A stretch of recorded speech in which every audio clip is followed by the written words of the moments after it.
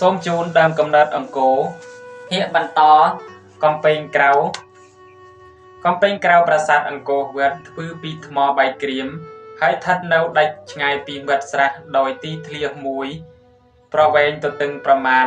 30 ម៉ែត្រនៅចំអប្រាសាទជិតនឹងកំពែងនេះមានរោងថែវទទឹងខ្លងទ្វារមួយប្រវែងប្រមាណ235 ម៉ែត្រនៅក្នុងរោងថែវទទឹងខ្លងទ្វារនេះមានខ្លងទ្វារយ៉ាងធំហៅគោបុរៈប្រកបដោយកំពូលប្រាង្គ3និងទ្វារចូល3ដែរធ្វើពីវត្ថុធាតុរាង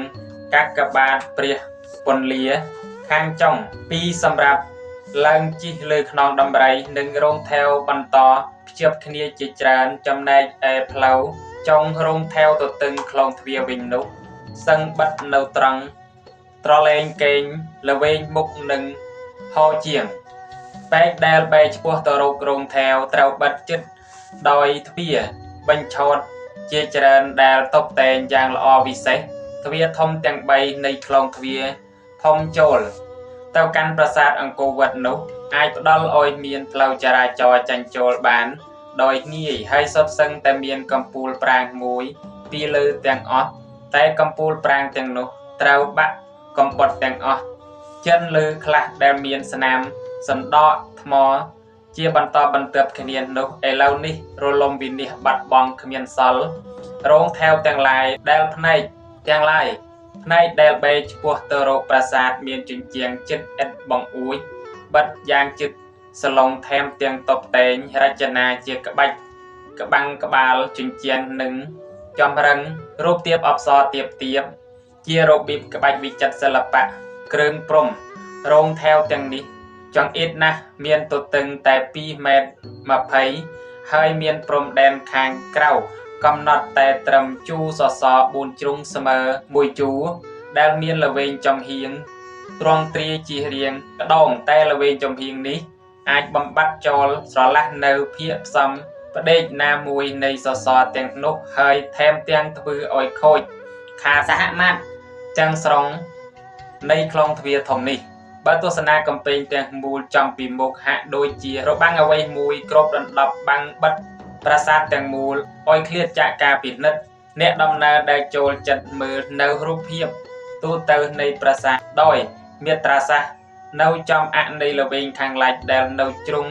ខាងជើងមាននាគមួយធំសម្បើមអស្ចារ្យបញ្ជាក់ឲ្យយើងយល់ច្បាស់នៅគុណសម្បត្តិដ៏វិសេស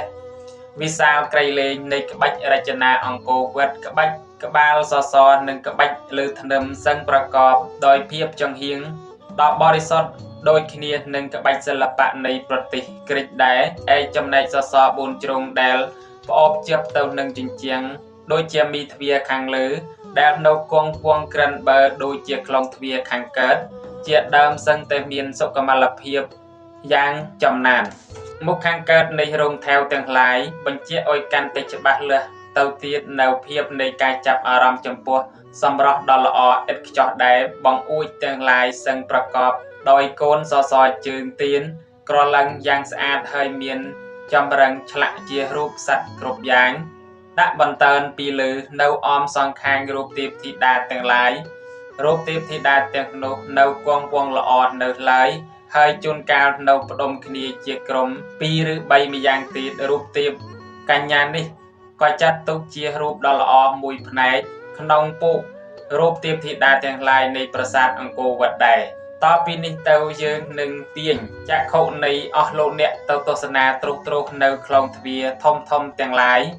នៅកំពែងទី4នៃអបន្ទាប់បន្សំទាំង3ព្រោះថាមិនសូវមាននរណាទៅទស្សនាឡើយនៅកន្លែងខ្លះមានសហមាត្រ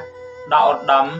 តែមិនទាន់ហើយនៅឡើយជាពិសេសពេកខាងក្នុងនៃខ្លងទ្វារទាំងនោះមានរាង4ជ្រុងទ្រវែងត្រឡែងកេងល្វែងមុខនិងល្វែងចំហៀងហើយថែមទាំងតូចជាងខ្លងទ្វារខាងលិចជាច្រើនដងគេដើរឆ្ពោះទៅកាន់ព្រះវិហារកណ្ដាលបានដែរដោយផ្លូវជើងដែល